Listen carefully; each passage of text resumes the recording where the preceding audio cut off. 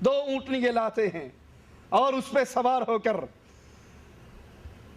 جب یہ اونٹنی آتی ہے، حضرت اسماء گھر سے کھانا لے کر آتی ہیں، لیکن کھانا اس اونٹ کے کچاوے سے باندھنے کے لیے اسماء کے پاس رسی نہیں، اپنا وہ کپڑا جن کو عرب عورتیں کمر پہ باندھا کرتی تھی، اس کو حضرت اسماء پھاڑ کر آدھا حصے کے اندر اس رسول کے کھانے کو اس اونٹ کے ساتھ باندھ دیتی ہیں رضی اللہ تعالی عنہا۔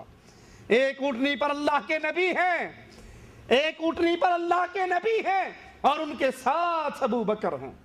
ابو بکر تیری شان کا کیا کہنا، مکے میں تھا تو رسول کے ساتھ، غار میں تھا تو رسول کے ساتھ، اونٹ پہ سوار تو رسول کے ساتھ، سفر ہجرت کا تو رسول کے ساتھ، مرنے کے بعد دفن بھی ہوا تو رسول کے ساتھ، اٹھے گا تو رسول کے ساتھ، حوض کوثر پر بیٹھے گا تو رسول کے ساتھ، جنت میں داخل ہوگا تو رسول کے ساتھ صلی اللہ علیہ وسلم۔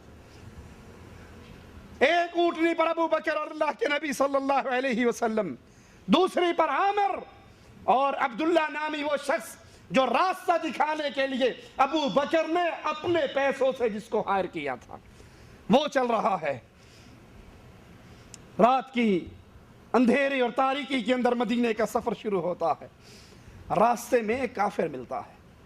ابو بکر تیری سچائی پہ سلام کرنے کو جی کرتا ہے، کہتے ہیں کافر ملا، اس نے رسول اللہ صلی اللہ علیہ وسلم کی طرف دیکھ کر اشارہ کر کے کہا یہ کون ہے؟ ابو بکر کہتے ہیں میں پریشان ہو گیا، اس کو جواب دوں تو کیا جواب دوں؟ اگر کہوں یہ محمد ہیں صلی اللہ علیہ وسلم تو راز لیک آؤٹ ہوتا ہے، کفار پیچھے آ جائیں گے، اور اگر جھوٹ بولوں تو ابو بکر نے زندگی میں کبھی جھوٹ نہیں بولا، آج کیسے بولے؟ کہا میرے دل میں آیا، میں نے کہا یہ راہ دکھانے والا ہے، راستے کا رہبر ہے۔ وہ کافر سمجھا کہ یہ کسی ایسے راستے پر جا رہا ہے جس کا اسے علم نہیں، اس نے کسی شخص کو کرائے پہ لیا ہے راستہ دکھانے کے لیے، اور ابو بکر کے دل میں تھا یہ محمد ہے جو مجھے جنت کا راہ دکھاتا ہے۔ وہ ابو بکر جس نے کبھی کفار کے سامنے بھی جھوٹ نہیں بولا، جس نے نہ آسانی میں صدیق کہا، فاروق اللہ کے نبی نے اس کو صدیق کہا اور اہل ایمان نے ان کو صدیق کہا۔ پوچھتا ہے یہ کون ہے؟ جواب میں کہتے ہیں یہ رہبر ہے جو مجھے راستہ دکھاتا ہے۔ دوپہر سخت ہو جاتی ہے، اللہ کے نبی صلی اللہ علیہ وسلم تھوڑی دیر کے لیے رکتے ہیں، ابو بکر تلاش میں لگتے ہیں، ایک چٹان دیکھتے ہیں جس کے نیچے جگہ صاف کر کے اپنی چادر بچھاتے ہیں اور اللہ کے نبی صلی اللہ علیہ وسلم کو وہاں پہ سلا دیتے ہیں۔ آقا سو جاتے ہیں، ابو بکر کو پھر بھی آرام نہیں ملتا۔ کہا جب نبی آرام کے لیے لیٹ کے، میں نبی کے لیے کچھ تلاش کرنے کے لیے نکلا، ایک چرواہا نظر آیا جس کو پیسے دے کر میں نے اس کی بکریوں کا دودھ نکالا، ایک برتن پہ کپڑا باندھا، اس چرواہے کے ہاتھ دھلائے اور پھر اس برتن میں دودھ نکال کر میں نے محمد الرسول اللہ کو پلایا صلی اللہ علیہ وسلم۔ پھر اٹھے اور چلے، راستے میں سراقہ ملا، کافر سردار جو پیچھے سے تلاش کرتا ہوا، ڈھونڈتا ہوا، کیونکہ کفار نے اعلان کیا تھا جو ان دونوں کو تلاش کر کے لائے گا زندہ یا مردہ اس کو اتنے اونٹ انعام ملیں گے۔ یہ سراقہ دوڑتا ہوا، ابو بکر صدیق کہتے ہیں جب میں نے اس کو دیکھا میں نے کہا اے اللہ کے حبیب یہ اللہ کا دشمن آ گیا ہے۔ کہا یہاں تک کہ ہمارے اور اس کی سواری کے درمیان چند نیزوں کی جگہ رہ گئی، بہت قریب پہنچ گیا، میں رونے لگ گیا۔ میں نے کہا آقا مجھے اپنی جان کا ڈر نہیں ہے، اے محمد کریم میں آپ کی جان کو خطرے میں دیکھ کر رو رہا ہوں، یہ اللہ کا دشمن ہمارے قریب ہو گیا۔ اللہ کے نبی صلی اللہ علیہ وسلم نے اس کے لیے بد دعا کی، اے اللہ تو جیسے چاہے ہماری طرف سے اس کے لیے کافی ہو جا۔ کہا اس کا زمین سخت ہونے کے باوجود اس کا گھوڑا پیڑ تک زمین کے اندر دھس گیا۔ اس نے کہا میں واپس لوٹ جاتا ہوں، میرے لیے دعا کیجیے میں اس عذاب سے بچ جاؤں، میں واپس لوٹ جاتا ہوں۔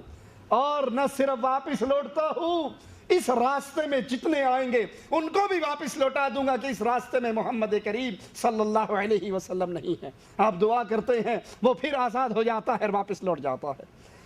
17 رمضان 2 ہجری مارکہ بدر برپا ہوا، قریش کو شکست ہوئی، جنگی قیدی آئے۔ اللہ کے رسول صلی اللہ علیہ وسلم نے اپنے صحابہ سے مشورہ لیا، ان قیدیوں کے بارے میں کیا کیا جائے؟ ابو بکر صدیق رضی اللہ عنہ وردہ کہنے لگے، اے اللہ کے نبی، یہ سب عزیز و اقارب ہیں، اے اللہ کے نبی ان سے فدیہ لے کر ان کو چھوڑ دو۔ جو رائے ابو بکر نے دی وہی رائے محمد کریم کو پسند آئی صلی اللہ علیہ وسلم۔ اس غزوہ کے اندر ابو بکر صدیق رضی اللہ عنہ وردہ اللہ کے نبی علیہ السلام کے ساتھ، اور آپ کی حفاظت کی ساری ذمہ داری ابو بکر صدیق نے اپنے ذمہ لی۔ 8 ہجری رمضان میں مکہ فتح ہوا۔ ابو بکر صدیق رضی اللہ عنہ وردہ کے والد ابو قحافہ اسی روز مسلمان ہوئے، ان کو اللہ کے نبی کی خدمت میں لایا گیا تو آپ نے فرمایا، ابو بکر ان کو یہاں لے کر کیوں آئے ہو؟ یہ بزرگ ہیں، بوڑھے ہیں، ان کو یہاں لے کر کیوں آئے؟ میں خود ان کی خدمت میں جاتا، ان کو یہاں لے کر کیوں آئے؟ میں خود ان کے پاس پہنچتا۔ رجب 9 ہجری میں جب تبوک کا غزوہ پیش ہوا، اللہ کے رسول صلی اللہ علیہ وسلم نے اپنے صحابہ سے جہاد کے لیے چندہ مانگا، مال کا سوال کیا۔ شدید گرمی کا سفر، طویل سفر، صحابہ اپنا مال لے کر آ رہے ہیں۔ حضرت عمر رضی اللہ عنہ وردہ کہنے لگے، میں نے سوچا آج نیکی کرنے میں میں ابو بکر سے سبقت لے جاؤں گا۔ میں نے اپنے گھر کے سارے مال کو اکٹھا کیا، پھر اس کو تقسیم کیا، آدھا مال اپنے گھر والوں کے لیے چھوڑ آیا، آدھا امام الانبیاء کے پاس لے آیا۔ آقا نے پوچھا، عمر اتنا یہاں لائے ہو، گھر والوں کو کیا دے کر آئے ہو؟ کہا، آقا آدھا آپ کے پاس لایا ہوں، آدھا گھر والوں کی ضرورت کا چھوڑ آیا ہوں۔ تھوڑی دیر گزری، ابو بکر بھی سامان لے کر آ گئے، اور عمر کہتے ہیں میں دل ہی دل میں خوش ہوں کہ آج ابو بکر کی نیکی سے عمر کی نیکی زیادہ ہو جائے گی۔ اللہ کے رسول صلی اللہ علیہ وسلم پوچھتے ہیں، اے ابو بکر، یہ مال یہاں میرے پاس جو لے کر آئے ہو، بچوں کے لیے کیا چھوڑ کر آئے ہو؟ گھر میں کیا دے کر آئے ہو؟ کہا، آقا ابو بکر کے گھر میں جو کچھ تھا وہ آپ کے لیے لے کر آ گیا ہے، اور اپنے گھر میں اللہ اور اس کے رسول کی محبت کو چھوڑایا۔ عمر کہنے لگے، مجھے یقین ہو گیا میں زندگی بھر ابو بکر سے نیکی کے میدان میں آگے نہیں بڑھ سکتا۔ اسی لیے تو مومنوں کی ماں عائشہ اپنے آقا کے ساتھ ایک چمکتی ہوئی رات میں کھلے آسمان کے تلے لیٹی ہوئی، آسمان کے چمکتے ہوئے ستاروں کو دیکھا اور دل میں سوال آیا، اپنے آقا سے پوچھا، یا رسول اللہ صلی اللہ علیہ وسلم، کیا کوئی ایسا انسان بھی ہے جس طرح آسمان کے تاروں کو کوئی گن نہیں سکتا، اس کی نیکیوں کو بھی نہ گنا جا سکتا ہو؟ آپ نے کہا، ہاں صدیق کی بیٹی ہے۔ فوراً پوچھتی ہیں، آقا وہ کون ہے؟ اور دل میں یہ ہے کہ نام میرے بابا کے لیا جائے گا۔ آپ فرماتے ہیں، صدیق کی بیٹی، میری امت میں خطاب کا بیٹا عمر، اس کی اتنی نیکیاں ہیں جتنی آسمان کے تارے ہیں۔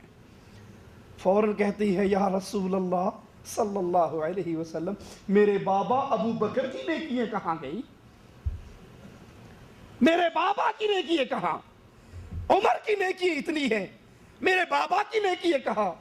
آقا مسکراتے ہیں، کہتے ہیں، عائشہ پوچھتی ہے صدیق کی نیکیوں کا، اور پیمانہ بناتی ہے آسمان کے تاروں کو، آسمان کے سارے تارے صدیق کی غار میں میرے ساتھ گزاری ہی رات میں سے ایک نیکی کے برابر نہیں ہو سکتے۔ اسی لیے حضرت عمر کہا کرتے تھے، عمر کی عمر بھر کی نیکی ایک طرف، اور ابو بکر کی رسول کے ساتھ غار میں گزری ہوئی راتوں کی ایک نیکی ایک طرف، اس کے برابر نہیں ہو سکتی۔ کہتے تھے، ابو بکر عمر کی عمر بھر کی نیکی لے لو اور اپنی اسے ایک نیکی کو مجھے دے دو۔ وہ ابو بکر صدیق رضی اللہ عنہ وارضا۔ اسی سال فرضیت کا، حج کی فرضیت کا حکم نازل ہوا اور اللہ کے نبی صلی اللہ علیہ وسلم نے حضرت ابو بکر کو امیر حج بنا کر روانہ کیا۔ 11 ہجری 29 سفر کو رسول اللہ صلی اللہ علیہ وسلم موت والی بیماری میں مبتلا ہوئے۔ 11 دن تک آپ اپنے صحابہ کو خود نماز پڑھاتے رہے۔ 11ویں دن عشاء کی نماز کے وقت اللہ کے نبی صلی اللہ علیہ وسلم کی کمزوری اتنی بڑھ گئی، عشاء کی وضو کے لیے 3 مرتبہ کوشش کی، بے ہوش ہو گئے، اور پھر ہوش آنے پر کہا جاؤ ابو بکر سے کہو مسلمانوں کو نماز پڑھائے، ابو بکر سے کہو مسلمانوں کو نماز پڑھائے۔ مومنوں کی ماں عائشہ کہنے لگی رضی اللہ تعالی عنہا، آقا میرا بابا بڑے کمزور دل کا ہے، آپ کے خالی مصلے کو دیکھ کر برداشت نہیں کر سکے گا، عمر سے کہو وہ نماز پڑھا دے، اور آپ پھر کہتے ہیں مرو ابو بکر کو کہو وہ نماز پڑھائے۔ مومنوں کی ماں عائشہ پھر کہتی ہے آقا عمر سے کہہ دو، اور نبی پھر کہتے ہیں ابو بکر سے کہو نماز پڑھائے، اور آخر میں کہتے ہیں اللہ، اس کا رسول اور اہل ایمان اس بات میں راضی نہیں ہوتے کہ ابو بکر کے ہوتے ہوئے مصلی پہ کوئی اور چڑھ جائے۔